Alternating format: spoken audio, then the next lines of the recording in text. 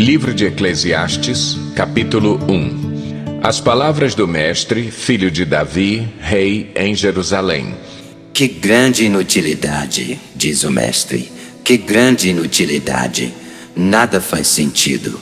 O que o homem ganha com todo o seu trabalho em que tanto se esforça debaixo do sol?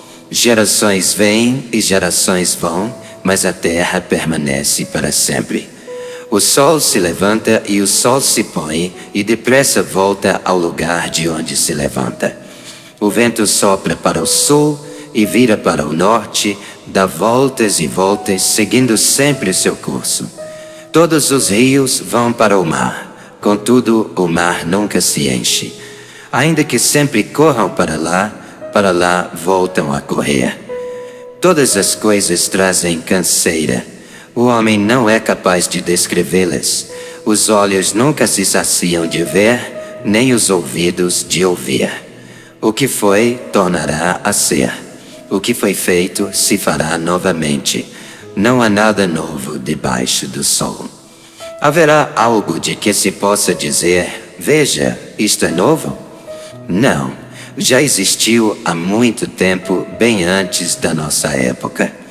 Ninguém se lembra dos que viveram na antiguidade, e aqueles que ainda virão tampouco serão lembrados pelos que vierem depois deles. Eu, o mestre, fui rei de Israel em Jerusalém. Dediquei-me a investigar e a usar a sabedoria para explorar tudo o que é feito debaixo do céu. Que fardo pesado Deus pôs sobre os homens. Tenho visto tudo o que é feito debaixo do sol. Tudo é inútil, é correr atrás do vento. O que é torto não pode ser endireitado. O que está faltando não pode ser contado. Fiquei pensando, eu me tornei famoso e ultrapassei em sabedoria todos os que governaram Jerusalém antes de mim. De fato, adquiri muita sabedoria e conhecimento. Por isso me esforcei para compreender a sabedoria, bem como a loucura e a insensatez, mas aprendi que isso também é correr atrás do vento. Pois quanto maior a sabedoria, maior o sofrimento, e quanto maior o conhecimento, maior o desgosto. Eclesiastes 2. Eu disse a mim mesmo, venha, experimente a alegria, descubra as coisas boas da vida. Mas isso também se revelou inútil. Concluí que o rir é loucura e a alegria de nada vale. Decidi entregar-me ao vinho e à extravagância, mantendo, porém, a mente orientada pela sabedoria. Eu queria saber o que vale a pena, debaixo do céu, nos poucos dias da vida humana. Lancei-me a grandes projetos. Construí casas e plantei vinhas para mim. Fiz jardins e pomares e neles plantei todo tipo de árvore frutífera. Construí também reservatórios para irrigar os meus bosques verdejantes. Comprei escravos e escravas e tive escravos que nasceram em minha casa. Além disso, tive também mais bois e ovelhas do que todos os que viveram antes de mim em Jerusalém. Ajuntei para mim prata e ouro, tesouros de reis e de províncias. Servi-me de cantores e cantoras e também de um harém, as delícias dos homens. Tornei-me mais famoso e poderoso do que todos os que viveram em Jerusalém antes de mim, conservando comigo a minha sabedoria. Não me neguei nada que os meus olhos desejaram. Não me recusei a dar prazer algum ao meu coração. Na verdade, eu me alegrei em todo o meu trabalho. Essa foi a recompensa de todo o meu esforço. Contudo, quando avaliei tudo o que as minhas mãos haviam feito e o trabalho que eu tanto me esforçara para realizar, percebi que tudo foi inútil. Foi correr atrás do vento. Não há nenhum proveito no que se faz debaixo do sol. Então passei a refletir na sabedoria, na loucura e na insensatez. O que pode fazer o sucessor do rei, a não ser repetir o que já foi feito? Percebi que a sabedoria é melhor que a insensatez, assim como a luz é melhor do que as trevas. O homem sábio tem olhos que enxergam, mas o tolo anda nas trevas. Todavia percebi que ambos têm o mesmo destino. Aí fiquei pensando, o que acontece ao tolo também me acontecerá. Que proveito eu tive em ser sábio? Então eu disse a mim mesmo, isso não faz o menor sentido. Nem o sábio, nem o tolo serão lembrados para sempre. Nos dias futuros, ambos serão esquecidos. Como pode o sábio morrer como o tolo morre? Por isso desprezei a vida, pois o trabalho que se faz debaixo do sol pareceu-me muito pesado.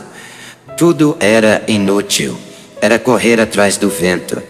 Desprezei todas as coisas pelas quais eu tanto me esforçara debaixo do sol, pois terei que deixá-las para aquele que me suceder. E quem pode dizer se ele será sábio ou tolo? Todavia terá domínio sobre tudo o que realizei com o meu trabalho e com a minha sabedoria debaixo do sol. Isso também não faz sentido. Cheguei ao ponto de me desesperar por todo o trabalho no qual tanto me esforcei debaixo do sol.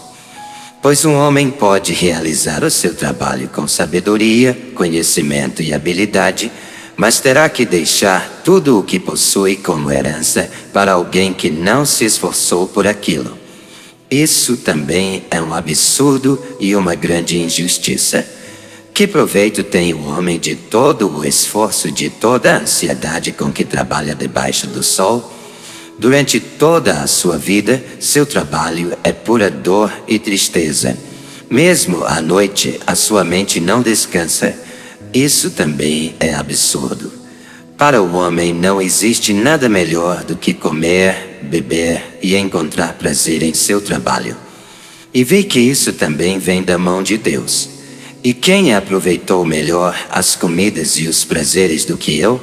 Ao homem que o agrada, Deus dá sabedoria, conhecimento e felicidade. Quanto ao pecador, Deus o encarrega de ajuntar e armazenar riquezas para entregá-las a quem o agrada. Isso também é inútil, é correr atrás do vento.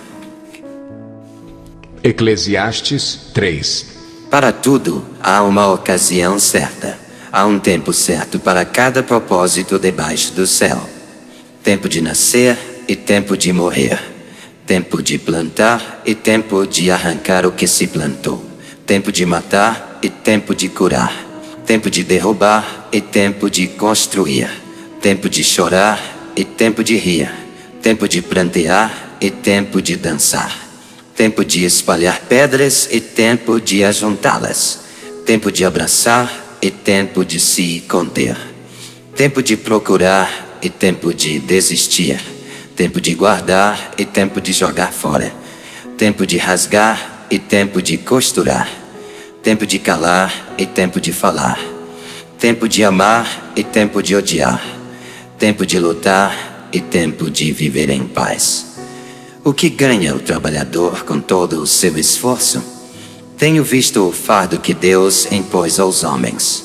Ele fez tudo apropriado ao seu tempo. Também pôs no coração do homem o anseio pela eternidade. Mesmo assim, ele não consegue compreender inteiramente o que Deus fez. Descobri que não há nada melhor para o homem do que ser feliz e praticar o bem enquanto vive. Descobri também que poder comer, beber e ser recompensado pelo seu trabalho é um presente de Deus. Sei que tudo o que Deus faz permanecerá para sempre. A isso nada se pode acrescentar e disso nada se pode tirar. Deus assim faz para que os homens o temam. Aquilo que é, já foi, e o que será, já foi anteriormente. Deus investigará o passado. Descobri também que debaixo do sol, no lugar da justiça, havia impiedade. No lugar da retidão, ainda mais impiedade. Fiquei pensando, o justo e o ímpio, Deus julgará ambos, pois há um tempo para todo o propósito, um tempo para tudo o que acontece. Também pensei, Deus prova os homens para que vejam que são como os animais. O destino do homem é o mesmo do animal. O mesmo destino os aguarda. Assim como morre um, também morre o outro. Todos têm o mesmo fôlego de vida. O homem não tem vantagem alguma sobre o animal. Nada faz sentido. Todos vão para o mesmo lugar. Vieram todos do pó, e ao pó todos retornarão. Quem pode dizer se o fôlego do homem sobe às alturas e se o fôlego do animal desce para a terra? Por isso concluí que não há nada melhor para o homem do que desfrutar do seu trabalho, porque esta é a sua recompensa. Pois quem poderá fazê-lo ver o que acontecerá depois de morto? Eclesiastes 4. De novo olhei e vi toda a opressão que ocorre debaixo do sol. Vi as lágrimas dos oprimidos, mas não há quem os console. O poder está do lado dos seus opressores, e não há quem os console.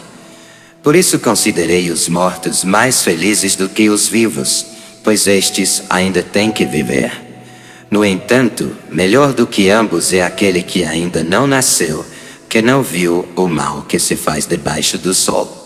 Descobri que todo o trabalho e toda a realização surgem da competição que existe entre as pessoas. Mas isso também é absurdo, é correr atrás do vento. O tolo cruza os braços e destrói a própria vida. Melhor é ter um punhado com tranquilidade do que 2 punhados à custa de muito esforço e de correr atrás do vento. Descobri ainda outra situação absurda debaixo do sol. Havia um homem totalmente solitário. Não tinha filho nem irmão. Trabalhava sem parar. Contudo, os seus olhos não se satisfaziam com a sua riqueza. Ele sequer perguntava: para quem estou trabalhando tanto? E por que razão deixo de me divertir? Isso também é absurdo. É um trabalho por demais ingrato. É melhor ter companhia do que estar sozinho, porque maior é a recompensa do trabalho de 2 pessoas. Se um cair, o amigo pode ajudá-lo a levantar-se. Mas pobre do homem que cai e não tem quem o ajude a levantar-se. E se 2 dormirem juntos, vão manter-se aquecidos. Como, porém, manter-se aquecido sozinho?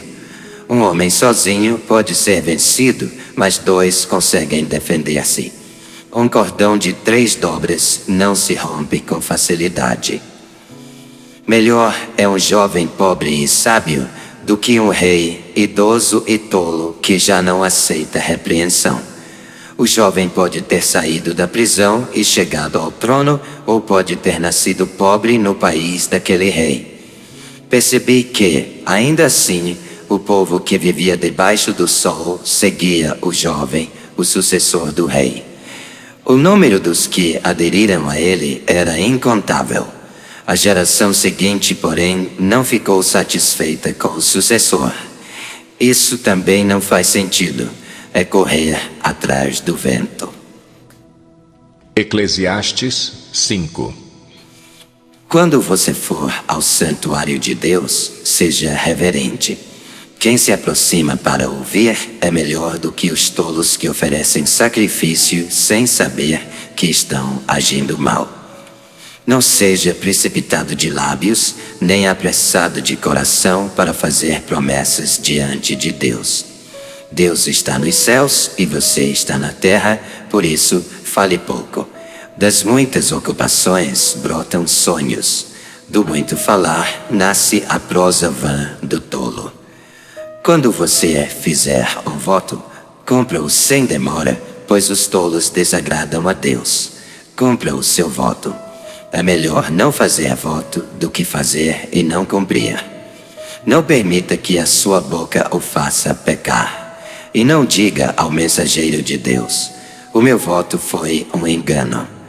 Por que irritar a Deus com o que você diz e deixá-lo destruir o que você realizou?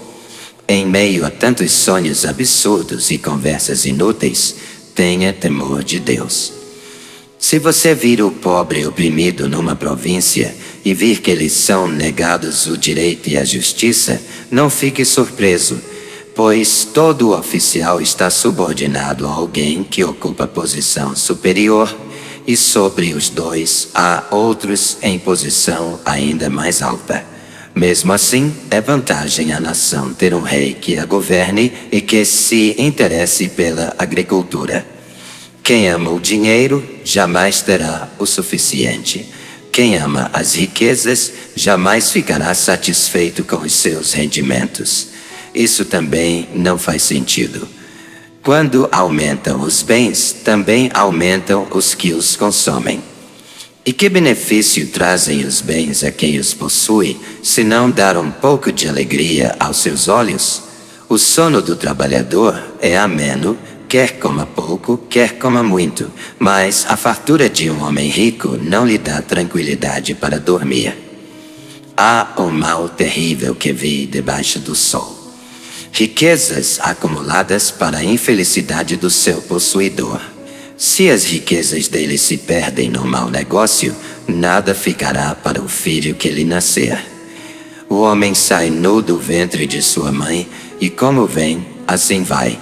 De todo o trabalho em que se esforçou, nada levará consigo. Há também outro mal terrível. Como o homem vem, assim ele vai, e o que obtém de todo o seu esforço em busca do vento? Passa toda a sua vida nas trevas, com grande frustração, doença e amargura. Assim, descobri que, para o homem, o melhor e o que mais vale a pena é comer, beber e desfrutar o resultado de todo o esforço que se faz debaixo do sol durante os poucos dias de vida que Deus lhe dá, pois essa é a sua recompensa. E quando Deus concede riquezas e bens a alguém e o capacita a desfrutá-los, a aceitar a sua sorte e a ser feliz em seu trabalho, isso é um presente de Deus. Raramente essa pessoa fica pensando na brevidade de sua vida, porque Deus o mantém ocupado com a alegria do coração. Eclesiastes 6. Vi ainda outro mal debaixo do sol, que pesa bastante sobre a humanidade. Deus dá riquezas, bens e honra ao homem, de modo que não lhe falta nada que os seus olhos desejam. Mas Deus não lhe permite desfrutar tais coisas e outro as desfruta em seu lugar. Isso não faz sentido, é um mal terrível. Um homem pode ter 100 filhos e viver muitos anos. No entanto, se não desfrutar as coisas boas da vida, digo que uma criança que nasce morta e nem ao menos recebe um enterro digno, tem melhor sorte do que ele. Ela nasce em vão e parte em trevas, e nas trevas o seu nome fica escondido. Embora jamais tenha visto o sol ou conhecido qualquer coisa, ela tem mais descanso do que tal homem. Pois de que lhe valeria viver 2000 anos sem desfrutar a sua prosperidade? Afinal, não vão todos para o mesmo lugar? Todo o esforço do homem é feito para a sua boca. Contudo, o seu apetite jamais se satisfaz. Que vantagem tem o sábio em relação ao tolo? Que vantagem tem o pobre em saber como se portar diante dos outros? Melhor é contentar-se com o que os olhos veem do que sonhar com o que se deseja. Isso também não faz sentido, é correr atrás do vento. Tudo o que existe já recebeu nome e já se sabe o que o homem é. Não se pode lutar contra alguém mais forte. Quanto mais palavras, mais tolices e sem nenhum proveito. Na verdade, quem sabe o que é bom para o homem nos poucos dias de sua vida vazia em que ele passa como uma sombra? Quem poderá contar-lhe o que acontecerá debaixo do sol depois que ele partir? Encerramos aqui o nosso vídeo de hoje. Muito obrigado por ficar com a gente. Compartilhe esse vídeo, inscreva no nosso canal, ative notificações e até amanhã voltaremos com a continuação da nossa leitura, plano anual de leitura de forma cronológica. Deus abençoe vocês.